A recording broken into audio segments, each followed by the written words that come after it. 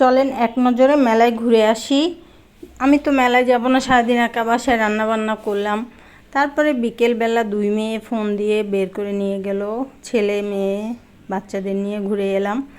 তো এখান থেকে ওখানে ঘুরলাম ফিরলাম খোলা আকাশের নিচে, ভালোই লেগেছে।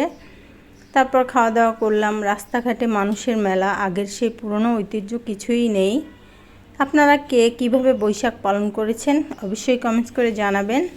ভিডিও ভালো লাগলে লাইক কমেন্ট শেয়ার করে দেবেন। যারা ইউটিউব থেকে দেখছেন চ্যানেলটাকে সাবস্ক্রাইব করে দিবেন।